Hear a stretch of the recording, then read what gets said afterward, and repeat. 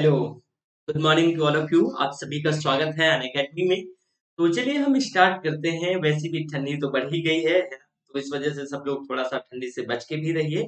और जैसे कि आप सभी स्टूडेंट को पता है कि देखिए अनअकैडमी भारत का या फिर दुनिया का कह लें कि सबसे बड़ा प्लेटफॉर्म एजुकेशन के क्षेत्र में बन के उभरा है। इसके माध्यम से हम किसी भी परीक्षा का किसी भी एग्जाम का तैयारी कर सकते हैं बहुत आसानी से। इसमें किसी भी प्रकार से कोई भी परीक्षा को बहुत ईज़ियर ढंग से क्रैक किया जा सकता है इसके माध्यम से, ठीक है? तो अगर हम आगे चल के बात करते हैं तो हमारे इस कोर्सेज़ में जो डेली लाइव क्लासेस होती हैं और डेली लाइव क्लासेस में 40 से ज़्यादा क्लासेस ध्यान रखिएगा, डेली लाइव क्लासेस में 40 से ज़्यादा लाइव क्लासेस होती हैं। साथ ही साथ इसी पे आप देखोगे कि इसमें लाइव टेस्ट्स, क्विज़ेस करवाए जाते हैं, स्ट्रक्चर्ड कोर्सेज़ होते हैं और अनलिमिटेड एक्सेस होता है। तो हमारे इस प्लेटफ़ॉर्म से जुड़कर आप क्या है, इसका लाभ उठा सकते हैं। साथ ही साथ हमारी इस प्लेटफ़ॉर्म को अगर आप देखोगे जो हमारा अनअकैडमी का एक ऐप है, वो गूगल प्ले स्टोर में जाओगे और अनअकैडमी लर्निंग ऐप डालोगे तो वहाँ से एक ऐप आएगा जिसका सिंबल आप यहाँ पे देख पा रहे होंगे, ये जो इसका सिंबल है, ठीक है? और ऐसा आप इसे ये इंटरकॉम खुल के आता है। तो ये हमारा ऐप है, आप इसे डाउनलोड करके अपनी पढ़ाई को क्या कर सकते हैं, बेहतर कर सकते हैं। साथ ही साथ अगर हम आगे बात करते हैं तो जैसे कि हमारा इस प्लेटफ़ॉर्म में करीब 100 से ज़्यादा भारत की टॉप फैकल्टी हैं जो इससे जुड़ी हुई हैं। साथ ही साथ इसमें से कॉम्प्रिहेंसिवली सिलेबस को कवर किया जाता है। 15,000 यानी प्लस करीब इसमें से कोर्सेज़ ऑलरेडी रिकॉर्डेड फॉर्म में हैं और कॉम्प्रिहेंसिवली क्लासेस कवर किया गया है। साथ ही साथ अगर हम आगे बात करते हैं तो जैसे आप देखिए हमारे पास एक प्रोग्राम है, इसी तरह एक आइकॉनिक प्रोग्राम है। इस प्रोग्राम के साथ अगर आप जुड़ते हैं तो जैसे कि आप सीएससी यानी यूपीएससी एस्पिरेंट हैं, सिविल सर्विस एस्पिरेंट हैं, तो मैं आपको कहूँगा कि यह परीक्षा लॉन्ग लास्टिंग होती है लेकिन मुश्किल नहीं होती है। मैं अगेन बोल रहा हूँ ये परीक्षा लॉन्ग लास्टिंग होती है, मुश्किल नहीं होती है। तो आप हमारे इसके माध्यम से सब्सक्रिप्शन के माध्यम से आप जुड़ सकते हैं।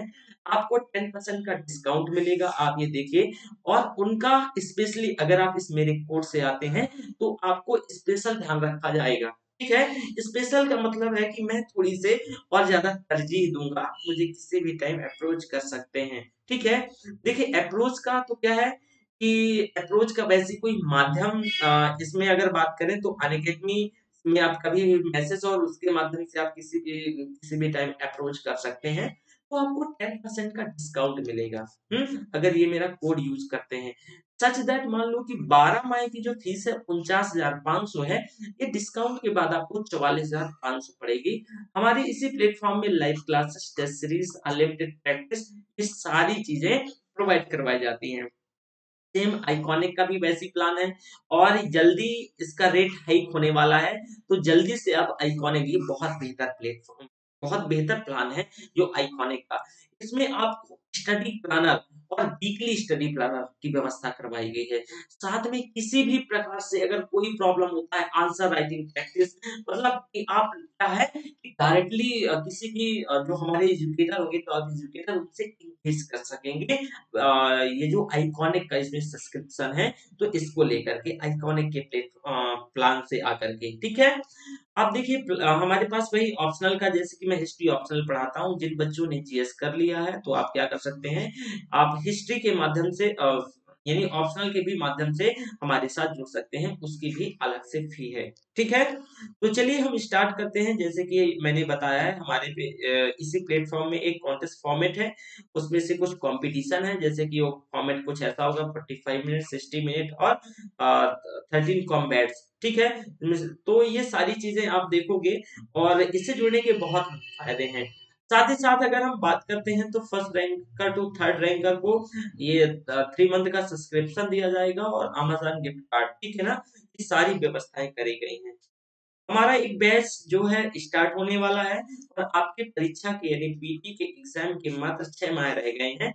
तो उस बैच को आप ज्वाइन करके हमारी इस प्रिपरेशन को कॉम्प्रिहेंसिवली कर सकते हैं। साथ ही साथ अनअकैडमी ऐप में भी मेरी क्लासेस स्टार्ट हो चुकी हैं। आप वहाँ भी आके मुझसे इंडियन इकोनॉमी और जीएस के लिए हिस्ट्री पढ़ सकेंगे। ठीक है? हमारे कुछ जैसे कि ultimate GS batch bilingual start हुए हैं, जो कि 21 दिसंबर से ये बैच स्टार्ट हुए हैं। ये बैच 2022 को और 2022 के स्टूडेंट के लिए है जिन्हें एग्जाम अटेम्प्ट करना है। ये 2023 के लिए ये बैच है, ठीक है? और ये बैच जो है ये 2021 के लिए है, तो आप देख सकते हो। वहीं इसी के साथ-साथ अगर हम बात करें तो हमारे कुछ जो बैचेज़ हैं आप देखिए, जैसे कि 6th मंथ जो बैचेज़ हैं, तो इसमें से ये पीटी परीक्षा के लिए बाइलिंगुअल है, हिंदी का बैच है, इंग्लिश का बैच है और ये सारे बैच जो हैं 21 दिसंबर से क्या है स्टार्ट हो रहे हैं। ठीक है ना?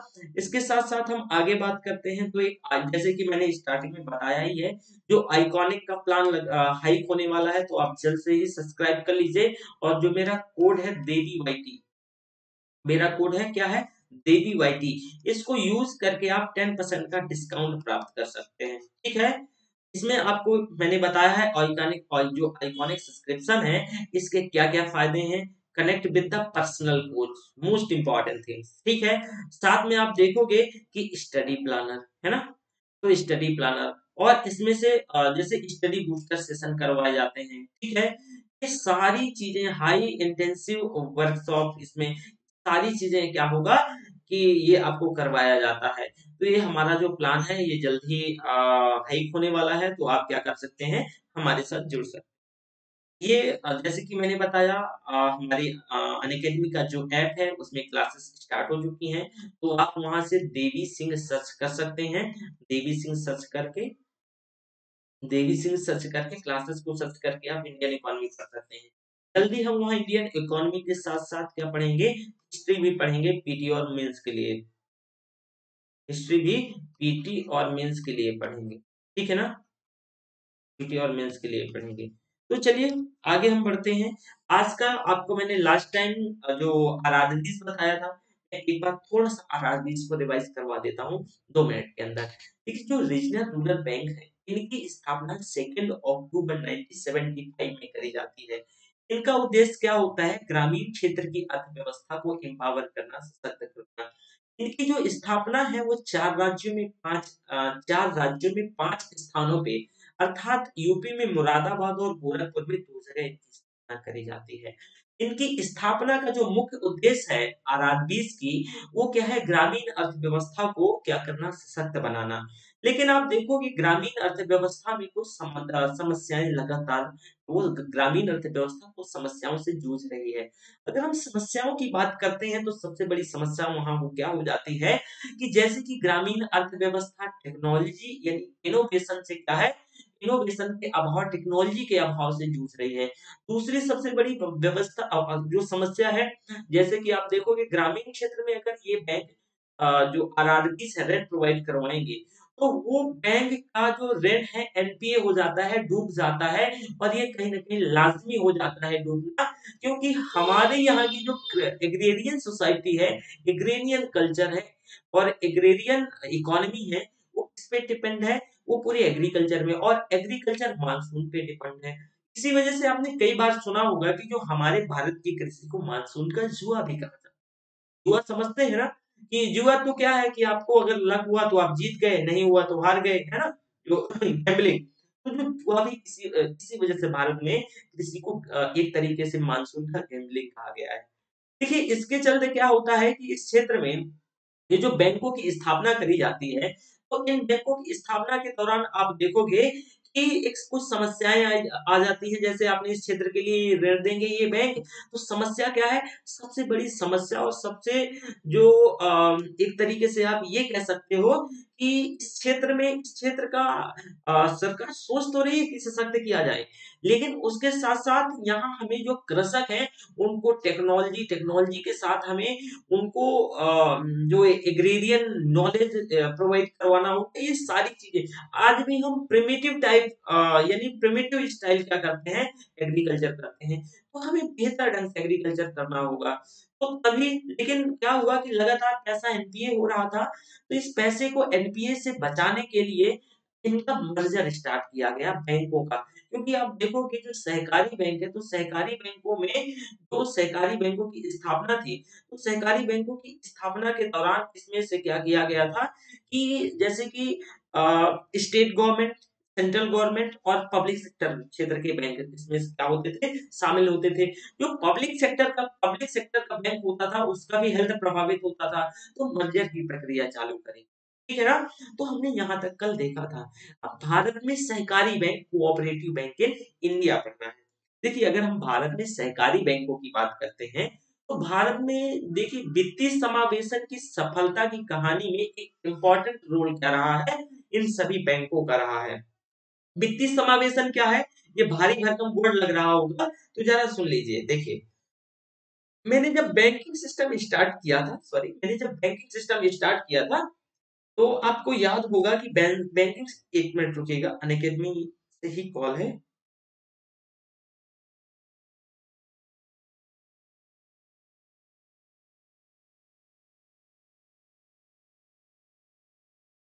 उनकी एग्जीक्यूटिव का कॉल आ रहा था।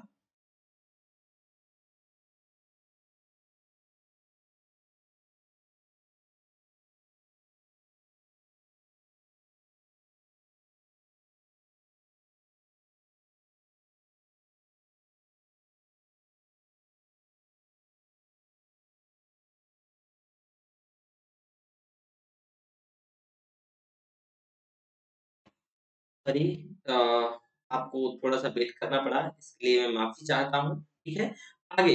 हाँ, हम बढ़ते हैं।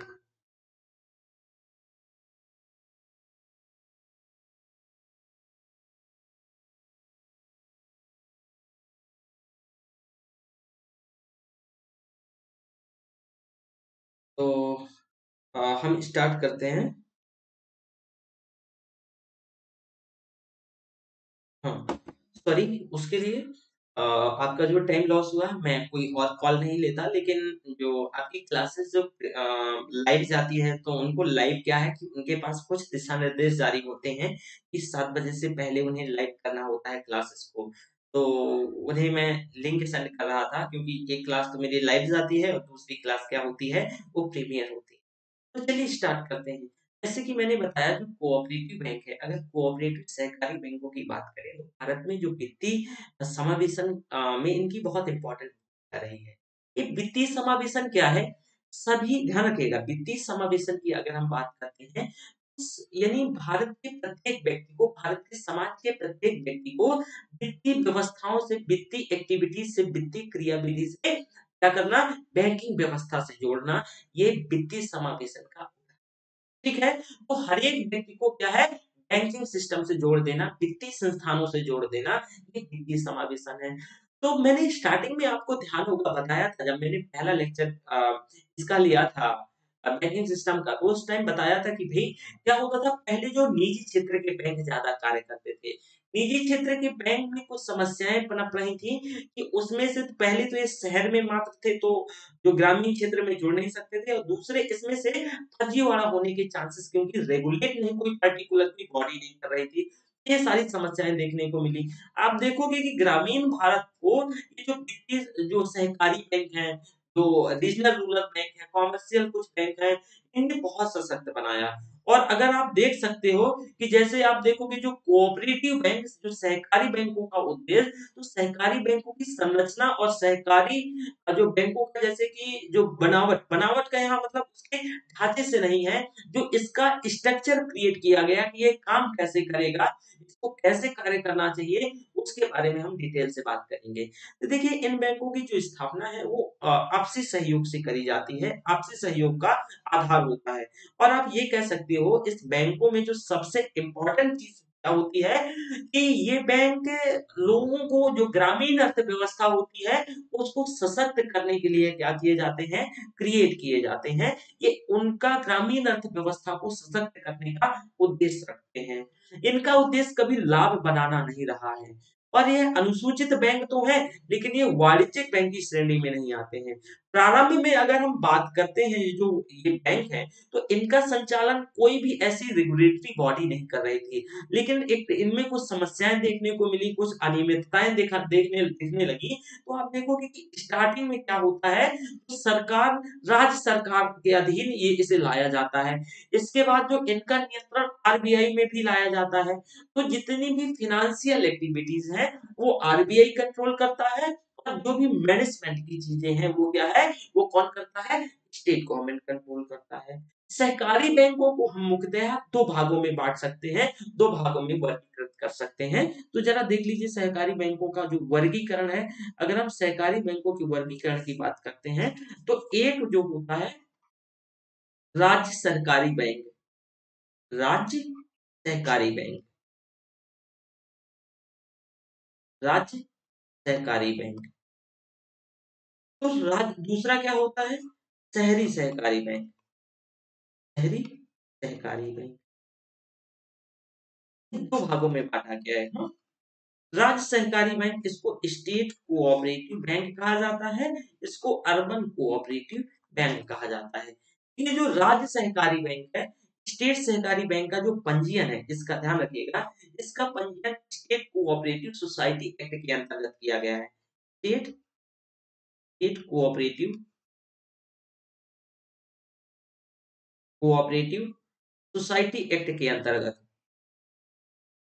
सोसाइटी एक्ट के अंतर्गत क्या है, किया गया है। आप देखोगे कि इसके ये 2 स्तरों पे कार्य करता है। ये जो स्टेट बैंक है, तो इसका जो स्थापना है, इसका ये किसके अंतर्गत, इसका का जो रजिस्ट्रेशन है, सॉरी स्थापना मैंने बोला, जो इसका पंजीयन है, इसका रजिस्ट्रेशन है, वो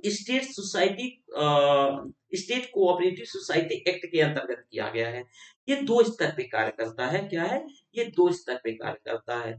एक सेंट्रल कोऑपरेटिव बैंक कहते हैं, जो जिला स्तर पे कार्य करता है। Central central cooperative bank, cooperative bank जो जिला स्तर पे काम करता है, क्या है? ये जिला स्तर है। और जो दूसरा बैंक होता है, ध्यान रखिएगा, जो दूसरा बैंक है, वो क्या कहते हैं? ये ये जो ध्यान रखिएगा, ये स्टेट कोऑपरेटिव बैंक, जो राज्य सहकारी बैंक है, ये उसी का पार्ट है, ठीक है ना? लेकिन जो दूसरा भाग, ये स्टेट कोऑपरेटिव सोसाइटी के अंतर्गत इसका क्या है, पंजीयन किया गया है, और ये जो सेंट्रल कोऑपरेटिव बैंक जिला क्या है, सहकारी बैंक है। इसके साथ साथ जो दूसरा है पीएसीएस, देखिए पीएसीएस क्या है, इसको प्राइमरी, पीएसीएस है ये, इसको प्राइमरी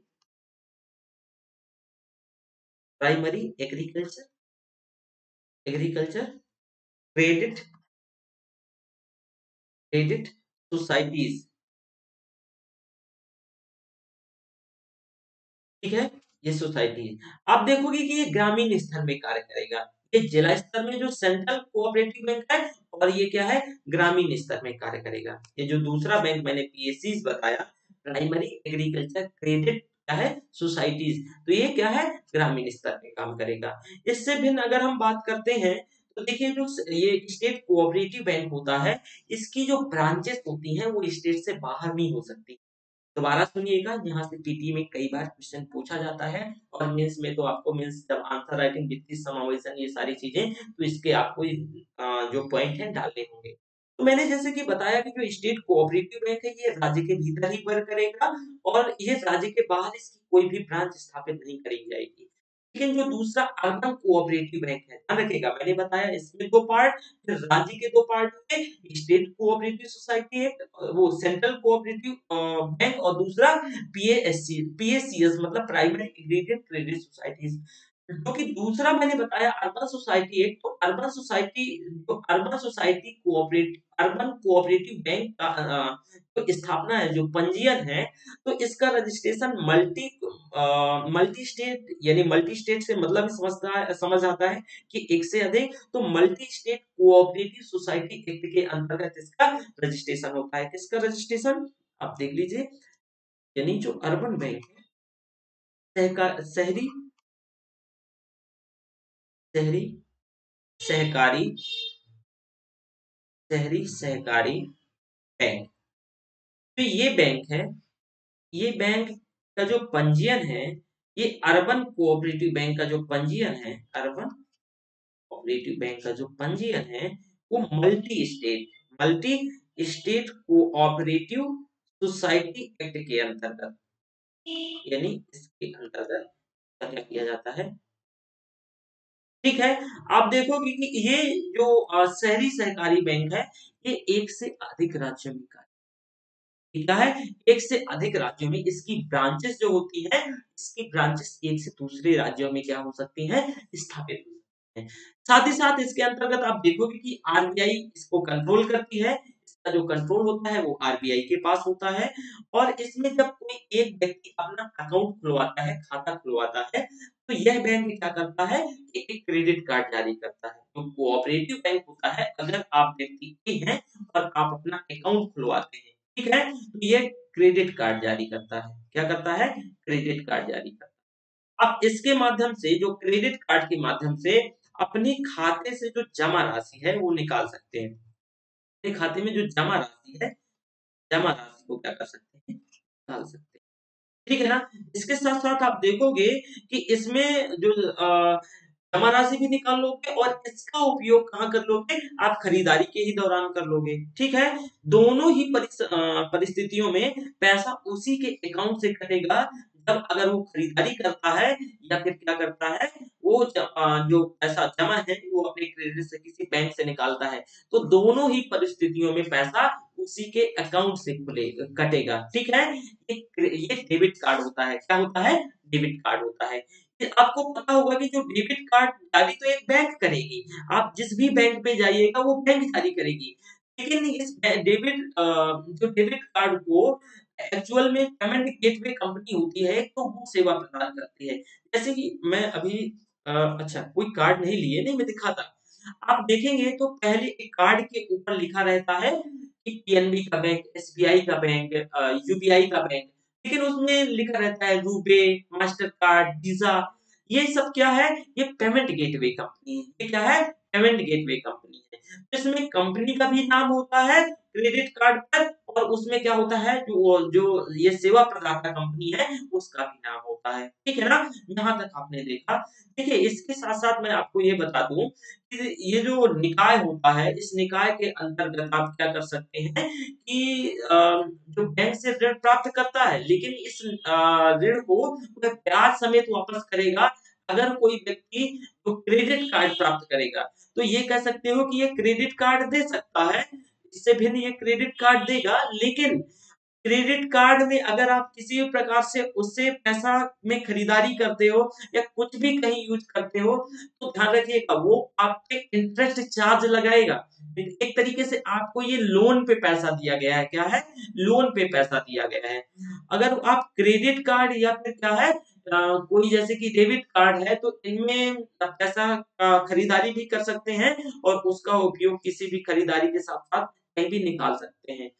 इसके साथ-साथ देखिए, जो एक पेमेंट गेटवे कंपनी होती है, जो सेवा प्रदान करने वाली कंपनी होती है, ये एक प्रकार की जो कंपनी आप ये कह सकते हो कि जब अगर इसमें इस कंपनी में प्रॉपर्ली जो कार्ड होता है, जो जैसे कि डेबिट कार्ड, मैंने क्रेडिट कार्ड की बात करी, ये तीसरी कंपनी होती है। उसमें उसको अगर उसका भी इसमें सिंबल या नाम मेंशन होता है, तो उसको को-ब्रांडेड कार्ड कहा जाता है। क्या कहा जाता है? को-ब्रांडेड कार्ड कहा जाता है। आप ये कह दो कि जैसे एक पेमेंट गेटवे सेवा प्रदान करने वाली कंपनी होता है, तो उसका भी नाम होगा।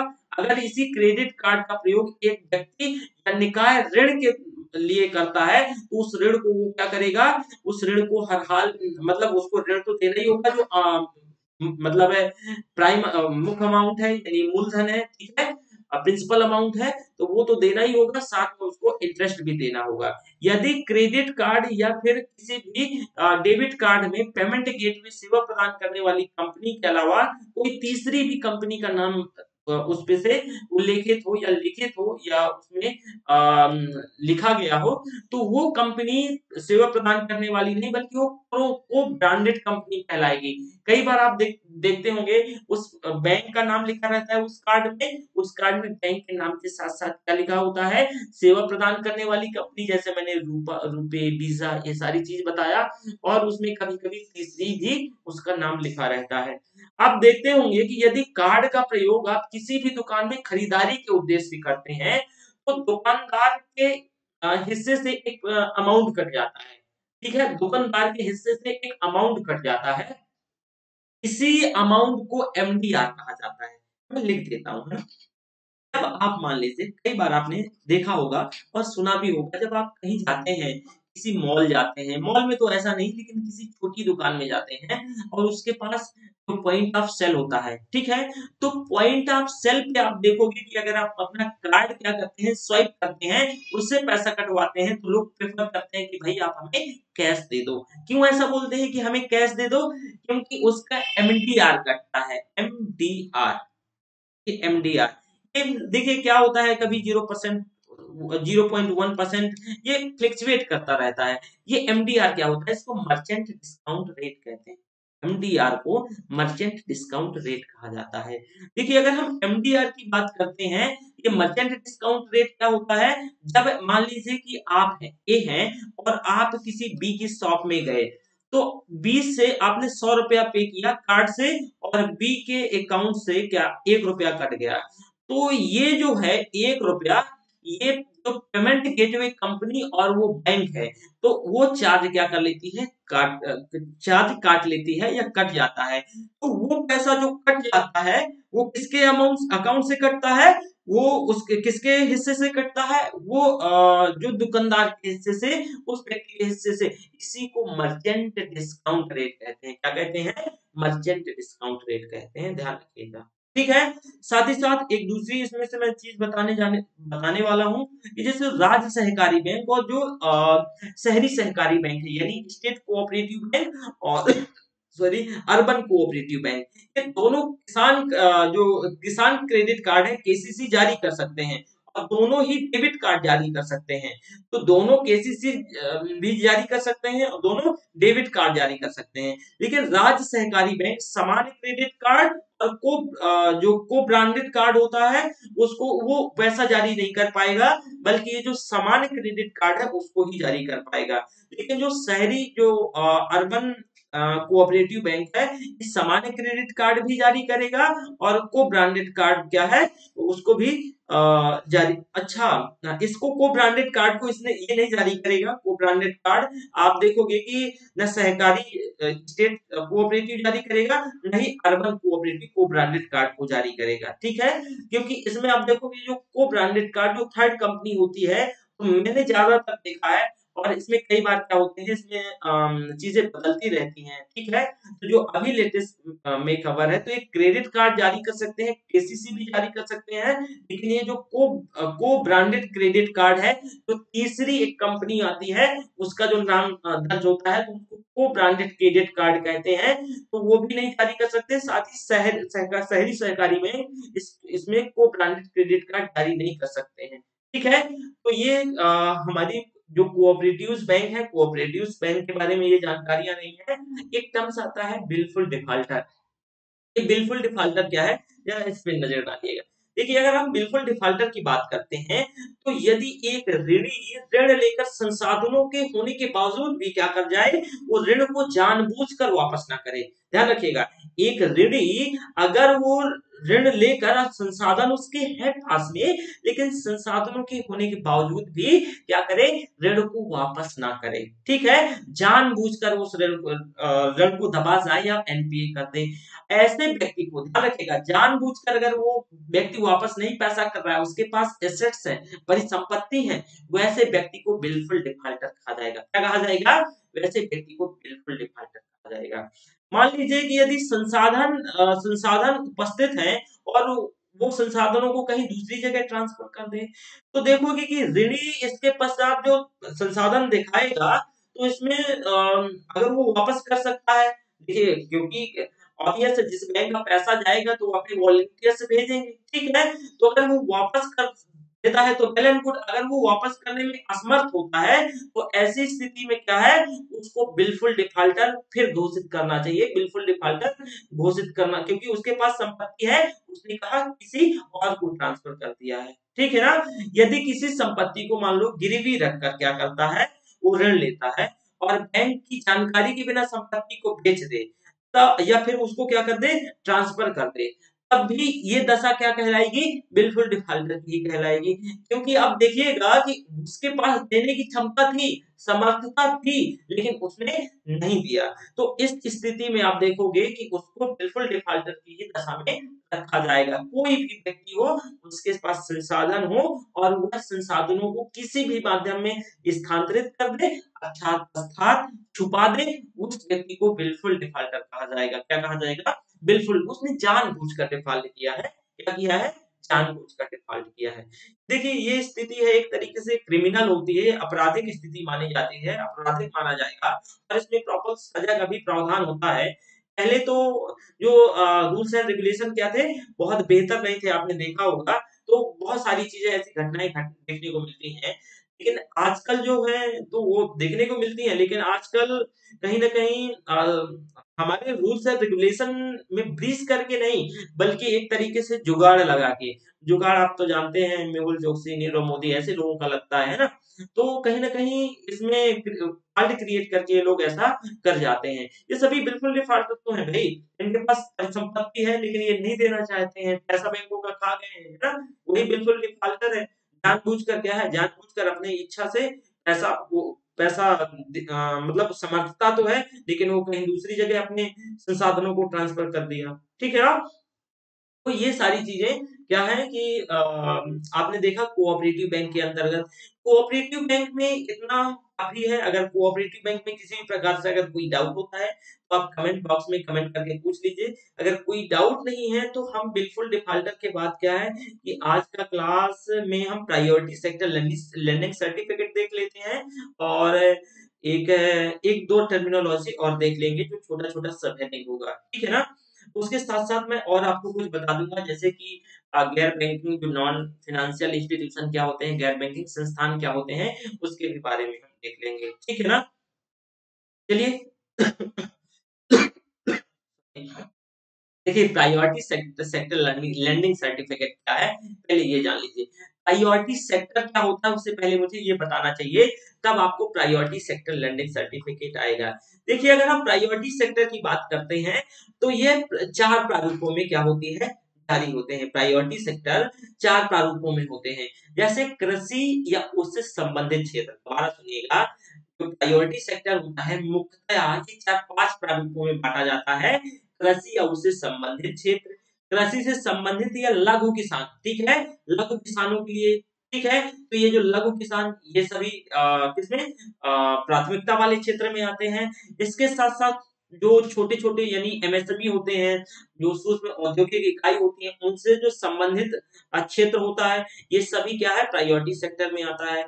साथ में जो कुछ ऐसे और भी इसमें क्षेत्र होते हैं, जो स्मॉल यूनिट्स होती हैं या कोई कारोबार, छोटा कारोबार स्टार्ट करने के लिए, ये सभी चीज़ें प्रायोरिटी सेक्टर में, काफ़ी चीज़ें आती हैं प्रायोरिटी सेक्टर में। बस ये जान लीजिए कि एक तरीके से ये जो प्रायोरिटी सेक्टर होता है, ये वैसा क्षेत्र होता है, अनडेवलप्ड एरिया होता है, तो इसमें पैसे डूबने के चांसेस ज़्यादा होते हैं, तो सरकार एक व्यवस्था करती है कि इन क्षेत्रों में पैसा ज़्यादा जाए। ऐसा क्यों होता है, उसके बारे में हम डिटेल से डिस्कशन करते हैं।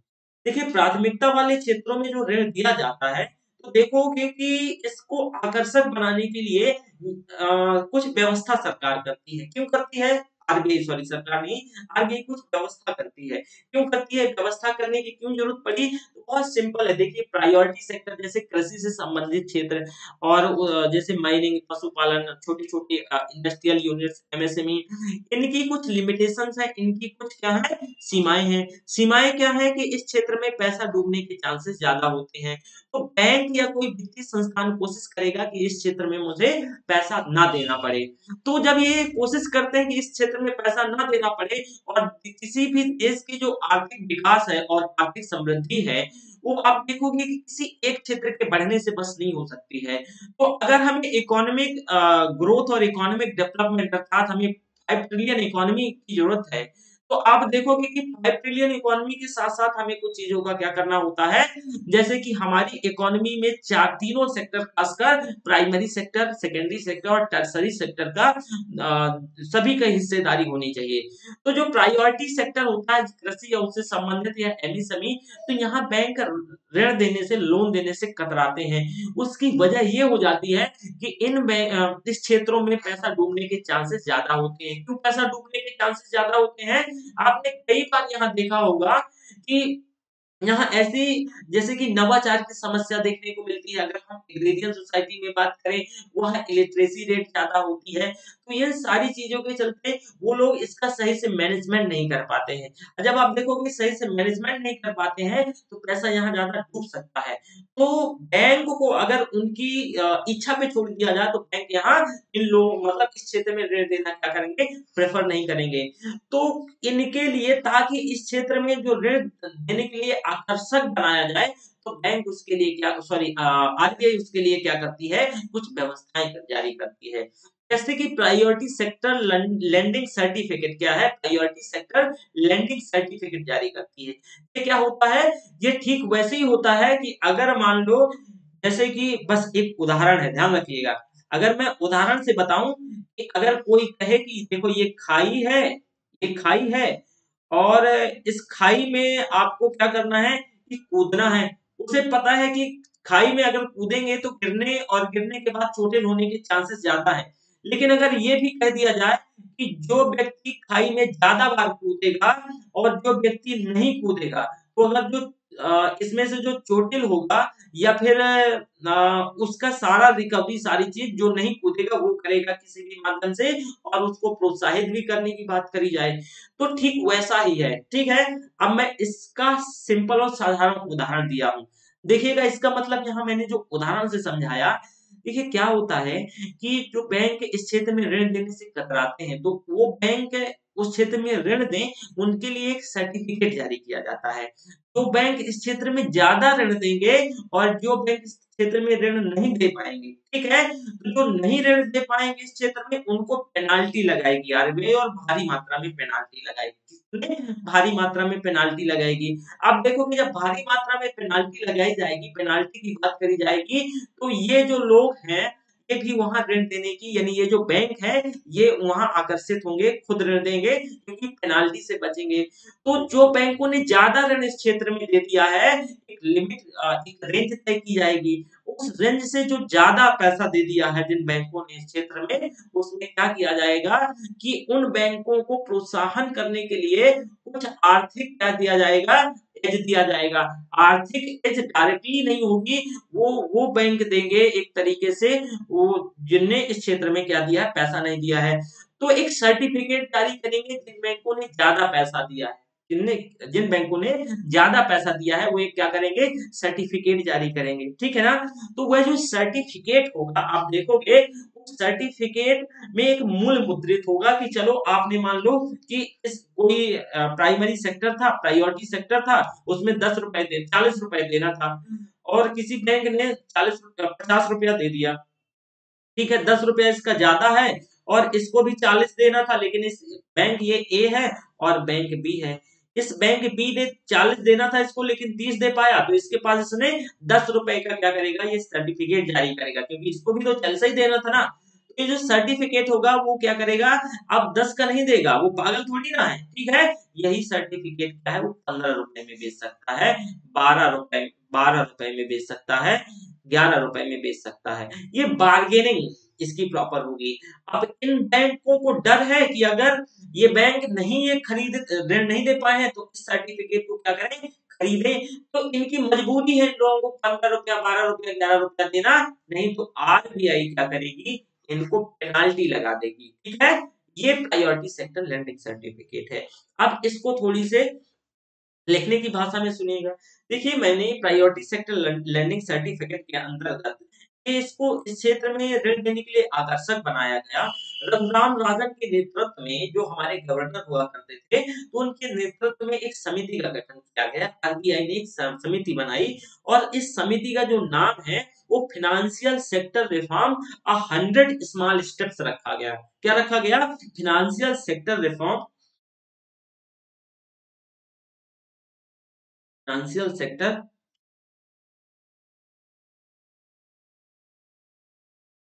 सेक्टर रिफॉर्म, रिफॉर्म, ठीक है, ऐसे रिफॉर्म्स 100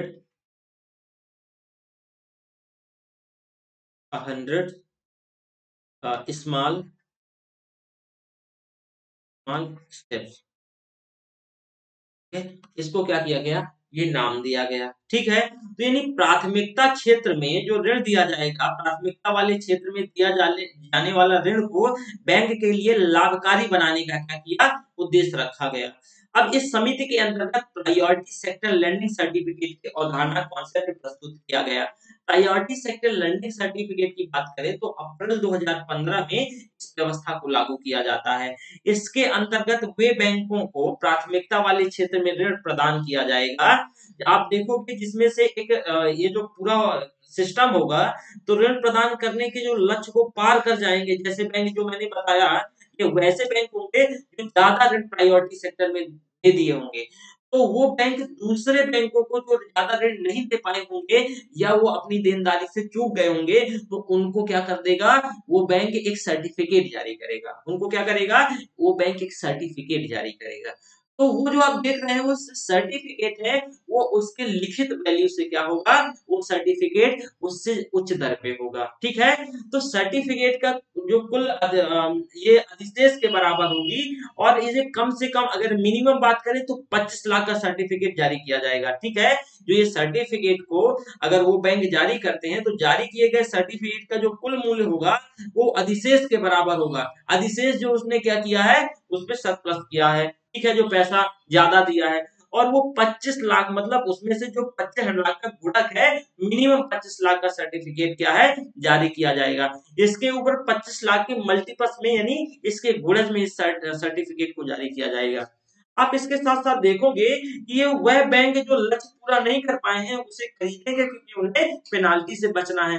तो ये जो पूरी खरीदारी है, ये इसमें ऑशनिंग होगी यानी नीलामी होगी, और ये ई कुबेर एक प्लेटफॉर्म है। ये सारी चीज ई कुबेर प्लेटफॉर्म में क्या करी जाएगी? उसमें करी जाएगी। और जो बैंक इससे नहीं कर पाएंगे तो उन पे फिर क्या है? पेनाल्टी लगाई जाएगी। तो इसमें खूब बार्गेनिंग होगी, और ये जो उसमें मुद्रा मतलब है, उस सर्टिफिकेट में ये उच्च दर पे उससे बेची जाती है जितना उन्होंने ऋण दिया है।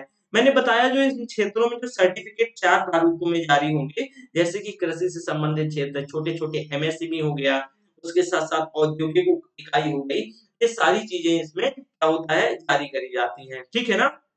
जो इसी क्षेत्र में ये चीज जारी किया जाता है।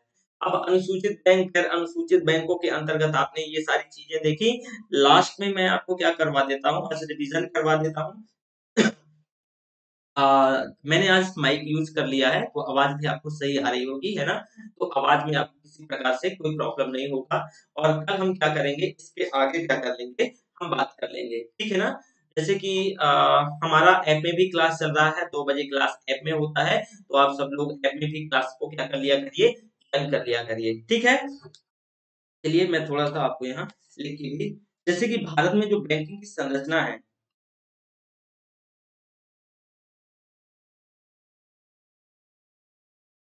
भारत में बैंकिंग की संरचना है, बैंकिंग की संरचना है, भारत में बैंकिंग की संरचना है।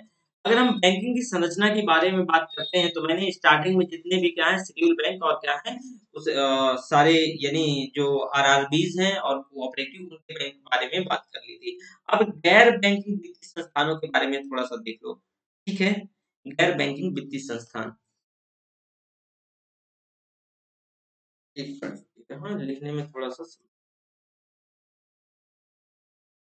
देखिए, जैसे कि आप मैंने इसमें संरचना के अंतर्गत आप ये कह सकते हो, ये जो बैंक है,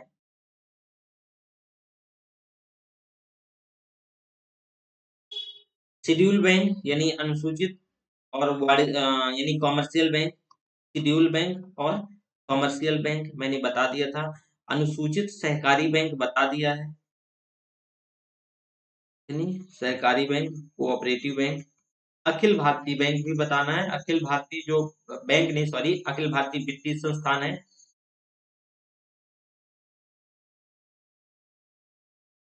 अखिल भारतीय वित्तीय संस्थान, अखिल भारतीय वित्तीय संस्थान। ठीक है, इसमें अखिल भारतीय वित्तीय संस्थानों के अंतर्गत क्या क्या आता है? नाबार्ड, नाबार्ड, सिडबी,